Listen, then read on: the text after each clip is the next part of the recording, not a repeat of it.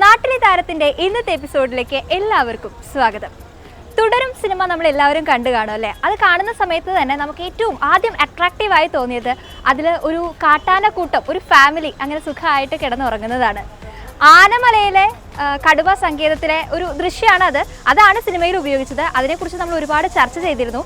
ആ ദൃശ്യത്തിൻ്റെ ഒരു കളിമൺ രൂപത്തിലേക്ക് അതിനെ മാറ്റിയെടുത്ത് അത് പുനഃസൃഷ്ടിച്ചിട്ടുള്ള ഒരു വ്യക്തിയുണ്ട്. മറ്റത്തൂർ കോടാലി സ്വദേശിയായിട്ടുള്ള നികേഷ് കൃഷ്ണ. അദ്ദേഹത്തിൻ്റെ ആ ഒരു വൈറലായിട്ടുള്ള ആ കാട്ടാനക്കൂട്ടത്തിൻ്റെ പുനഃസൃഷ്ടിയും അതുപോലെ അദ്ദേഹം ഒരുപാട് ക്രിയേറ്റീവായിട്ടുള്ള കാര്യങ്ങൾ ചെയ്യുന്നുണ്ട്. അതൊക്കെ കാണാനായിട്ട് പോവുകയാണ് നമ്മളിന്ന്. ചേട്ടാ, കുട്ടിയമ്പലത്ത് പോവോ? ചേട്ടാ, കുട്ടിയമ്പലത്ത് ആനയൊക്കെ ഉണ്ടാക്കണ ഒരു നികേഷ് കൃഷ്ണ അല്ലേ? അവരുടെ വീട്ടിലൊന്നും കൊണ്ടാക്കാം. ആ, തേടിവള്ളി കാലി ചുറ്റിയല്ലോ. അപ്പൊ നമുക്ക് വീട്ടിൽ പോയാലോ? വാ.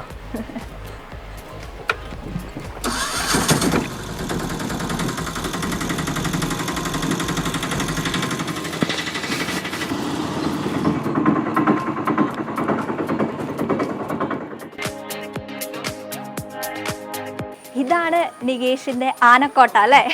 ഒരുപാട് ആനകളൊക്കെ ഉണ്ടല്ലോ അവിടെ. അതെ, ഒരുപാട് ആനകളുണ്ട്. നമ്മൾ ഉണ്ടാക്കി എത്രാമത്തെ ആനയായിരിക്കും? ഇതൊരു 9ാമത്തെ ആനയാണ്. ഈ 9ാമത്തെ ആനയുടെ പേര് കോടാലി കണ്ണനാണല്ലേ? എന്റെ പേര് സ്വന്തം പേരിട്ട് സ്വന്തം പേരിലുള്ള ആനയുടെ ഇങ്ങനെ നിൽക്കുകയാണ്, ആനയും പിടിച്ച് നിൽക്കുകയാണ്. ഒരു അഭിമാന നിമിഷമാണ് തീർച്ചയായിട്ടും. ഓരോ ആനയ്ക്കും ഓരോരോ പേരുകളാണ്. അങ്ങനെയാണ്, ഇഷ്ടാനുസരണ ആനകൾക്കുണ്ട്. പിന്നെ ചേക്കില മാധവൻ ശ്രദ്ധേയമായ ആനയായിരുന്നു എന്റെ അപ്പുറത്തിരിക്കുന്ന ആന. അത് വളരെ വൈറലായ ആനയാണ്, ചേക്കില മാധവൻ. നാട്ടിലെ താരത്തിലെ ഇന്നത്തെ നമ്മുടെ അതിഥി നികേഷ് കൃഷ്ണ. നമസ്കാരം. നമസ്കാരം. തുടരും സിനിമ, ഹിറ്റ് സിനിമയിലെ ആ ഒരു ഹിറ്റ് സീൻ എന്ന് പറയാം അല്ലേ? ആനക്കൂട്ടം എല്ലാവരെയും ആകർഷിച്ച ഒരു സീനായിരുന്നു. ഒരു ആന കുടുംബത്തോടു കൂടെ സുഖമായിട്ട് അങ്ങനെ കിടന്നുറങ്ങുന്ന ഒരു സീൻ. അപ്പോൾ അത് നമ്മൾ കളിമണ്ണിൽ പുനഃസൃഷ്ടിച്ചുകൊണ്ട് സോഷ്യൽ മീഡിയയിൽ ആ വീഡിയോ ഇട്ടിട്ട് അങ്ങനെ വൈറലായിട്ട് നിൽക്കുകയാണ് നികേഷ്. ഇപ്പോൾ എന്താണ് കളിമണ്ണിൽ നമ്മൾ ആ ഒരു ആനക്കൂട്ടത്തെ പുനഃസൃഷ്ടിക്കാം എന്നുള്ളൊരു കൺക്ലൂഷനിൽ എത്താനുള്ള ആ ഒരു തോന്നലിൻ്റെ കാരണം എന്താ? ഈ ഒരു ആനക്കൂട്ടത്തെ ഇതിനു മുമ്പ് ആ ഒരു ചിത്രം പകർത്തിയ ആളുകൾ ഷെയർ ചെയ്തപ്പോൾ ഞാൻ ഇൻസ്റ്റയിൽ കാണാനിടയായിട്ടുണ്ടായിരുന്നു. അന്ന് അതങ്ങനെ ചെയ്യണമെന്ന് ആഗ്രഹം ഉണ്ടായിരുന്നു. പക്ഷെ അന്ന് കുറച്ച് സാങ്കേതിക പ്രശ്നങ്ങൾ കാരണം ചെയ്യാൻ പറ്റിയില്ല. പിന്നീട് തുടരും സിനിമ കാണാനിടയായപ്പോൾ അതിൽ ഈ ഒരു രംഗം ആദ്യം തന്നെ കാണിക്കുന്നുണ്ടായി. അപ്പോൾ ഏറെ ശ്രദ്ധിക്കപ്പെട്ടു. അന്നത്തേക്കാളും മുമ്പ് ശ്രദ്ധിക്കുന്നതിനേക്കാളും മുമ്പ് ഇപ്പോൾ നന്നായിട്ട് ശ്രദ്ധിക്കപ്പെട്ടു. അപ്പോൾ ആ ഒരു ചിത്രം കണ്ടപ്പോൾ അന്ന് തന്നെ വിചാരിച്ചു അത് ചെയ്യണമെന്ന് വിചാരിച്ചു. അത് ഇതുപോലെ സാഹചര്യം 1-2 ആഴ്ച കഴിഞ്ഞതിന് ശേഷം ഒരു സാഹചര്യം കിട്ടിയപ്പോൾ അതനുസരിച്ച് നമ്മളൊരു ക്രിയേറ്റ് ചെയ്യാണ് ചെയ്തത്. നമ്മൾ സിനിമയിൽ ഇത് വരുന്നതിന് മുൻപേ തന്നെ ആ ഒരു ആനക്കൂട്ടത്തിൻ്റെ ആ ഒരു ഫോട്ടോ ചെയ്യണമെന്ന് ആഗ്രഹിക്കുകയും ചെയ്ത് സിനിമയിൽ നമ്മളത് കാണുന്ന സമയത്തെ അപ്പോൾ ഒരു നഷ്ടബോധം തോന്നിയോ? മുൻപേ നമ്മൾ ചെയ്യണമെന്ന് വിചാരിച്ചതാണല്ലോ എന്ന് തോന്നിയ? അങ്ങനെ തോന്നിയിരുന്നു. കാരണം അന്ന് ചിന്തിച്ചിരുന്നു. പിന്നെ സിനിമയിൽ വന്നപ്പോഴും പിന്നെയും 2 ആഴ്ച വൈകിട്ടാണ് ഇത് ചെയ്തത്. അപ്പോൾ ആളുകളൊക്കെ പറയുണ്ടായി ഇത് കുറച്ചും കൂടി മുമ്പ് ചെയ്യാറുന്നില്ലേ. പക്ഷേ ആളുകൾ നല്ല രീതിയിൽ തന്നെ അത് കൈക്കൊള്ളുകയും ചെയ്തു. എല്ലാവരും ആസ്വദിക്കുന്നുണ്ടായിരുന്നു. കുട്ടികളായാലും മുതിർന്നവരായാലും നല്ലൊരു രീതിക്കാണ് നമ്മളോട് ആ ഒരു ഇത് കണ്ടത്. പക്ഷെ അതൊരു വൈകിയതിൻ്റെ ഒരു ഇത് എല്ലാവരും പറയുകയും ചെയ്തിരുന്നു. ഏകദേശം എത്ര സമയം വരും എടുത്തു ഇതൊന്ന് ക്രിയേറ്റ് ചെയ്തെടുക്കാനായിട്ട്? ഈ ഒരു ആന ചെയ്യാനായിട്ട് ഒരു 2 മണിക്കൂർ എടുത്തിട്ടുള്ളൂ. കാരണം ഈ ഒരു ആനയുടെ പൂർണ്ണ രൂപമല്ല ചെയ്യേണ്ടത്, ഒരു ഭാഗം മാത്രമാണ് ചെയ്യാൻ പറ്റിയത്. ഒരു പുൽമേടിൽ കിടക്കുന്ന രീതിയായ കാരണം ഒരു ഭാഗം മാത്രം വർക്ക് ചെയ്യുന്നതാണ്. അപ്പോൾ ഒരു 2 മണിക്കൂർ കൊണ്ട് ഇത് തീർത്തു. അപ്പോൾ ധാരാളമായിട്ട് ഇങ്ങനെ ചെയ്യുന്ന ആളാണെന്ന് നമുക്കറിയാം. കാരണം ഇത് ആദ്യത്തെ ഒരു പരിപാടിയല്ല. ഓൾറെഡി നമ്മളിങ്ങനെ കുറേ കാര്യങ്ങൾ ചെയ്യുന്നു, ക്രിയേറ്റീവ് ആയിട്ടുള്ള ഒരുപാട് പരിപാടികൾ ചെയ്യുന്ന ആളാണെന്ന് നമുക്ക് ഇവിടെ വരുമ്പോൾ തന്നെ അറിയാം. അങ്ങനെ ഒരുപാട് ആനകളെയും ഒട്ടകവും ഒക്കെ ഇവിടെ കാണാനായിട്ടുണ്ട്. കളിമണ്ണിലുള്ള ഇതുപോലുള്ള ക്രിയേറ്റീവ് ഐറ്റംസ് ഒക്കെ ചെയ്യാൻ പണ്ട് തൊട്ടേ ചെയ്യാറുണ്ടോ? ഞാൻ ചെറിയ ക്ലാസ്സുകൾ മുതൽ ഇത് ചെയ്യുന്നതാണ്. ഒരു 2ാം ക്ലാസ് മുതൽ ഇങ്ങനെ ക്ലേ മോഡലിങ്ങിനൊക്കെ ചെയ്ത് വരുന്നുണ്ട്. ഒരുവിധം പ്രൈസുകൾ അങ്ങനെയൊക്കെ കിട്ടാറുണ്ടായിരുന്നു. പിന്നെ സ്കൂൾ ലെവൽ കഴിഞ്ഞപ്പോൾ നമ്മുടെ കേരള കലോത്സവങ്ങൾ അങ്ങനെയുള്ള വേദികളും അങ്ങനെയുള്ള അവസരങ്ങൾ കിട്ടാറുണ്ട്. അതിൽ സെക്കൻഡ്, ജില്ലാ സെക്കൻഡ് അങ്ങനെയൊക്കെ അവസരങ്ങൾ കിട്ടിയിട്ടുണ്ടായിരുന്നു. പിന്നെ പിന്നീടുള്ള ജീവിതത്തിൽ ഇങ്ങനെ സാഹചര്യങ്ങളനുസരിച്ച് നമുക്ക് കിട്ടുന്ന സമയങ്ങൾ, ഒഴിവ് സമയങ്ങളൊക്കെ ക്ലേ കൊണ്ടുവന്നിട്ട് അതുപോലെ ഇഷ്ടമുള്ള ശില്പം മനസ്സിലാകർഷിക്കുന്ന എന്തെങ്കിലും രൂപങ്ങളോ അതൊക്കെ ചെയ്തു വെക്കും.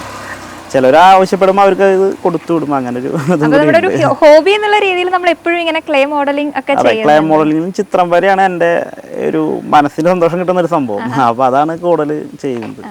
അപ്പോൾ നമ്മൾ അങ്ങനെയുള്ള ഒരുപാട് പരിപാടികളുണ്ട്. മുൻപ് തന്നെ ഇതുപോലെ ഒരു വീഡിയോ വൈറൽ ആയിട്ടുണ്ടായിരുന്നു അല്ലേ? അതും കളിമണ്ണ് കൊണ്ടുള്ള ഒരു അല്ലേ? അതിരപ്പള്ളിയിലെ മുറിവേറ്റ കൊമ്പനെ ഏഴറ്റവും ഗണപതി ചേർത്ത് പിടിക്കുന്ന ഒരു ദൃശ്യം നമ്മൾ ചെയ്തിരുന്നു.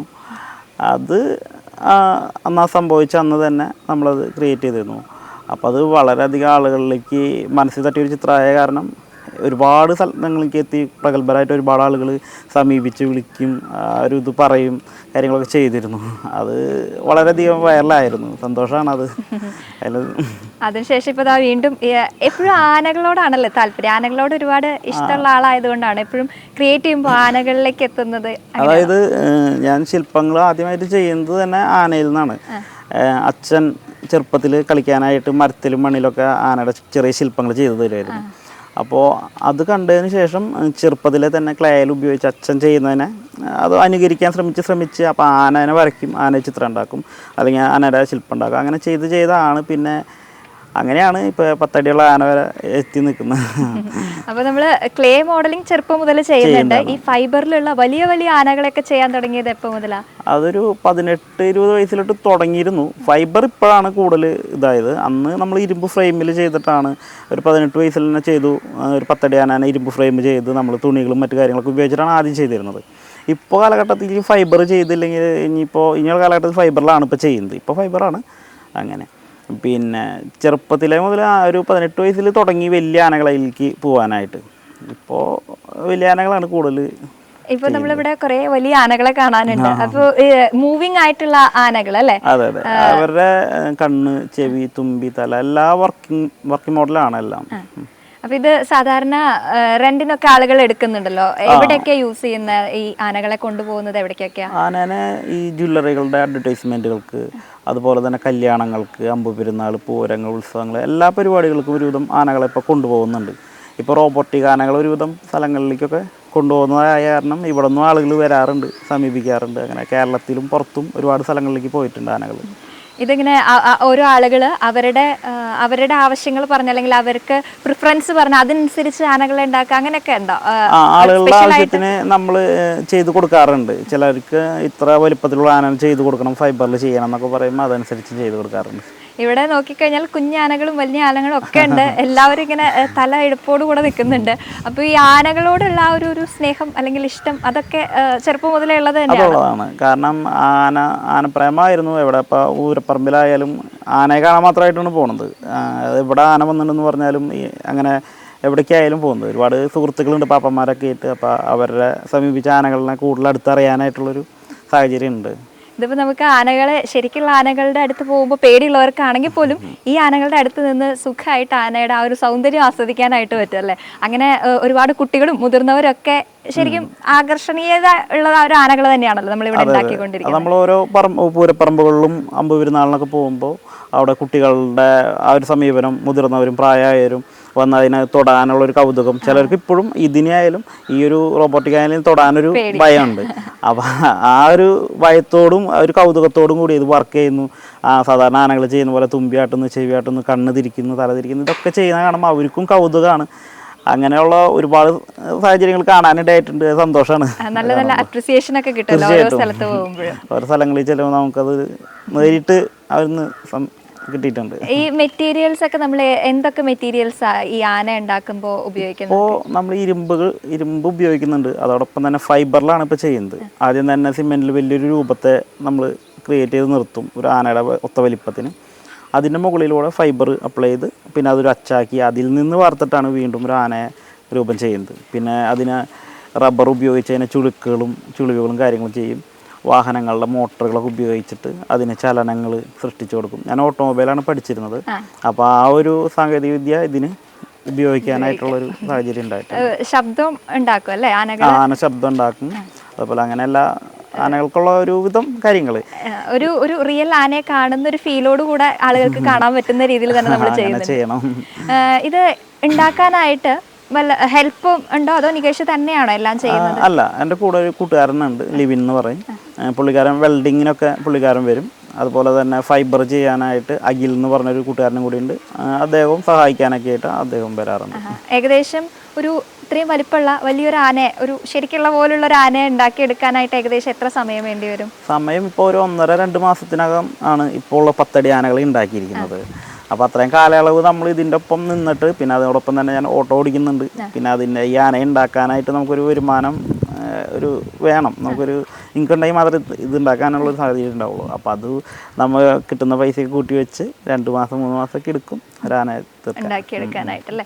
അപ്പോൾ നമ്മൾ വേറെ ജോലിയും ചെയ്യുന്നതിൻ്റെ ഒപ്പം തന്നെ ചെയ്യാന്ന് പറയുമ്പോൾ വീട്ടിലെ സപ്പോർട്ടും അതുപോലെ ജോലിയുടെ ഇടയിൽ നമുക്ക് ചെയ്യാനായിട്ടുള്ള അങ്ങനെ എല്ലാ സാഹചര്യവും ഒത്തു വരുന്നുണ്ട്. അങ്ങനെ അത് ആദ്യ കാലങ്ങളിലൊക്കെ ആളുകളുടെ ഇടയിൽ ഇതിൻ്റെയൊക്കെ കൂടെ പോയി കഴിഞ്ഞാൽ ഒന്നും അങ്ങനെ ചെയ്യാൻ വരുമാനം ഉണ്ടാവില്ല, അങ്ങനെ ഒരു രീതിയായിരുന്നു. പിന്നീട് ഇപ്പോൾ നാട്ടുകാരും വീട്ടുകാരും എല്ലാം നല്ല സപ്പോർട്ടാണ് അല്ലേ, നമ്മുടെ കഴിവിനെ അംഗീകരിച്ചു. തീർച്ചയായിട്ടും.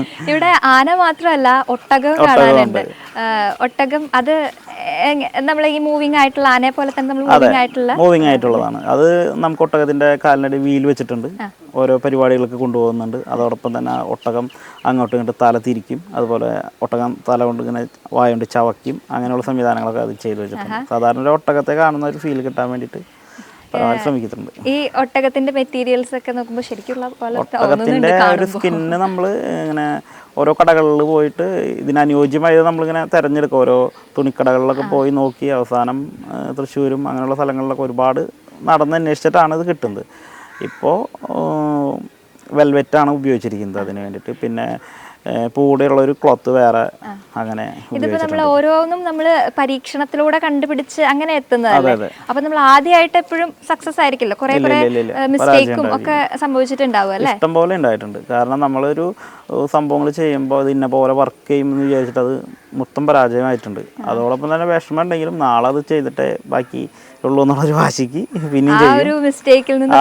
പാഠം പഠിച്ചിട്ട് തന്നെയാണ്. കാരണം നമ്മളിത് മുന്നേ ചെയ്തിട്ടില്ല, അപ്പൊ അതിൻ്റെതായ ഒരു പ്രശ്നങ്ങളുണ്ട്. പിന്നെ ഞാനിത് എവിടെയും കണ്ടിട്ടുമില്ല. പിന്നെ ഞാൻ ഇതിനെ കുറിച്ച് ഓട്ടോമൊബൈൽ അറിയാന്നല്ലാതെ വേറെ ഇത് പഠിച്ചിട്ടൊന്നുമില്ല. അപ്പൊ നമ്മളൊരു ചെറിയ കഴിവ് വെച്ചിട്ട് നമ്മളുടെ ഒരു ചെറിയ ഐഡിയ വെച്ചിട്ട് ചെയ്യുന്നതുള്ളൂ. ഇനിയും ഒരുപാട് നല്ല രീതിയിൽ ചെയ്യാനുണ്ട്. ഇപ്പോൾ പൂർണ്ണമായിട്ട് നല്ല രീതിയിലായി എന്നല്ല ഞാൻ പറയുന്നത്, ഇനിയും നല്ല രീതിയിലാവണം. അപ്പൊ പഠിച്ചുകൊണ്ടിരിക്കുകയാണ് ഇപ്പോഴും. എന്തായാലും പഠനം ഗംഭീരമായിട്ട് പോകുന്നുണ്ട്. ഇപ്പൊ നമ്മളിത് കാണുന്ന സമയത്ത് ശരിക്കും ഒരു ആനയോ ഒട്ടകമൊക്കെ കാണുന്ന ഒരു ഫീല് കിട്ടുന്നുണ്ട്.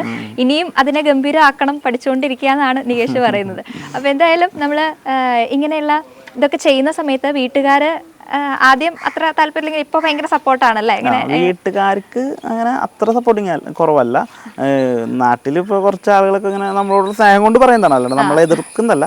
ഇപ്പോൾ ആദ്യം ആനേനൊക്കെ ഉണ്ടാക്കുമ്പോൾ ആനയെ കുതിരയൊക്കെ ഉണ്ടാക്കി നടന്നോ അങ്ങനെയുള്ളൊരു സമീപനമായിരുന്നു. പക്ഷെ ഇപ്പം അതൊക്കെ നേരെ തിരിഞ്ഞ് ഇപ്പം അവരാണ് ചോദിക്കണേ പുതിയത് എന്താ ഉണ്ടാക്കണേ എന്നുള്ളൊരു സംവിധാനം ഉള്ളത്. നമ്മൾ ഈ ആനയുണ്ട്, ഒട്ടകമുണ്ട്, ഇതല്ലാതെ മറ്റ് മൃഗങ്ങൾ വേറെ ഏതെങ്കിലുമൊക്കെ ചെയ്യുന്നുണ്ടോ? ഇപ്പോൾ ഇനി പ്ലാൻ ഉണ്ട്. ഈ സീസൺ ഈ സമയമൊക്കെ ആവുമ്പോൾ ഇനി പുതിയ പുതിയ വെറൈറ്റി സംഭവങ്ങൾ ചെയ്യാനുള്ള പ്ലാനുകളുണ്ട്. ഞങ്ങൾക്ക് പറഞ്ഞു തരാം. സീക്രട്ട് ഒന്നല്ല, പക്ഷെ ഇപ്പോൾ നമ്മൾ വലിയ രൂപങ്ങളാണ്, വലിയ ടേബിളോ രൂപങ്ങളിലേക്കാണ് തിരിഞ്ഞിരിക്കുന്നത്. അതാണ് കൂടുതൽ ആളുകൾ ആവശ്യപ്പായിട്ട് വരുന്നത്. ഉത്സവങ്ങൾക്കൊക്കെ പോകുമ്പോൾ അങ്ങനെയുള്ള സംഭവം ചോദിച്ചും അകലേന്ന് ആളുകൾ എത്താറുണ്ട്. അപ്പോൾ അങ്ങനെ ഒരു രീതിക്ക് ചെയ്യാമെന്നാണ് വിചാരിക്കുന്നത്. നമ്മുടെ ഈ മോഡൽസ് ഒക്കെ ദൂരേക്കൊക്കെ കൊണ്ടുപോകാറുണ്ട് ആളുകള്? ഈ കേരളത്തിന് പുറത്തും കൊണ്ടുപോയിട്ടുണ്ട്, അകത്തും കൊണ്ടുപോയിട്ടുണ്ട്. കേരളക്കരയിലെ ഒരുവിധം ജില്ലകളിലൊക്കെ എത്തിയിട്ടുണ്ട് ആന. നമുക്ക് യൂട്യൂബ് ചാനലും ഉണ്ടല്ലേ, എലിഫന്റ് മേക്കർ. അതിൽ നമ്മൾ യൂട്യൂബ് വീഡിയോസും ഇത് ചെയ്യുന്നതിന്റെ കാര്യങ്ങളൊക്കെ, അതായത് അതിലിപ്പോൾ നമ്മൾ ഷോർട്സ് മാത്രമാണ് കൂടുതൽ അപ്ലോഡ് ചെയ്തിരിക്കുന്നത്. ഇനി ചാനലൊന്നും കൂടി നല്ല രീതിയിലേക്ക് മുന്നോട്ട് കൊണ്ടുപോകണം. എല്ലാറ്റിനും കൂടെ സമയം കിട്ടുന്നില്ല, കാരണം എല്ലാം നമ്മൾ ഒറ്റയ്ക്ക് ചെയ്യുന്ന കാരണം അതിൻ്റെതായ ഒരു ചെറിയൊരു ബുദ്ധിമുട്ടുണ്ട്. വീട്ടിൽ ആരൊക്കെയാ ഉള്ളത്? വീട്ടിൽ ഞാൻ അമ്മയുള്ളൂ. പിന്നെ ചേച്ചിയുടെ വിവാഹം കഴിഞ്ഞു. അച്ഛൻ മരിച്ചിട്ടൊരു 10 വർഷമായി. അങ്ങനെ ചേച്ചി വിവാഹം കഴിഞ്ഞ് വിട്ടു. അങ്ങനെ ഓക്കെ. അപ്പോൾ അങ്ങനെയാണ് നമ്മുടെ ഫാമിലി കാര്യങ്ങളൊക്കെ. ഇനി നമ്മൾ ആന കാര്യങ്ങൾ അങ്ങനത്തെ ഹോബീസ് ഉണ്ട്, അതുപോലെ ഓട്ടോ ഓടിക്കുന്നുണ്ട്, അങ്ങനെ ഫുൾ ബിസിയാണ്. കല്യാണം അടുത്തുണ്ടായിരിക്കോ? നോക്കണുള്ളൂ. അപ്പോൾ ഇനി അങ്ങനെ നമ്മൾ ഫാമിലി ലൈഫ് ആണെങ്കിലും അതുപോലെ തന്നെ ഈ കരിയർ ആണെങ്കിലും എല്ലാം അതിൻ്റെ ഒരു ബെസ്റ്റ് ലെവലിലേക്ക് എത്തട്ടെ. ഒരുപാട് വീഡിയോസ് ഇപ്പം തന്നെ വൈറലായിട്ടുണ്ട്, ഇനിയും ഒരുപാട് വൈറൽ വീഡിയോസ് ഉണ്ടാവട്ടെ. നമ്മുടെ ആനയും ഒട്ടകവും പിന്നെ ഇനി ചെയ്യാൻ പോകുന്ന പ്രൊജക്റ്റുകളും ഒക്കെ ഗംഭീരമാവട്ടെ, സക്സസ്ഫുൾ ആവട്ടെ.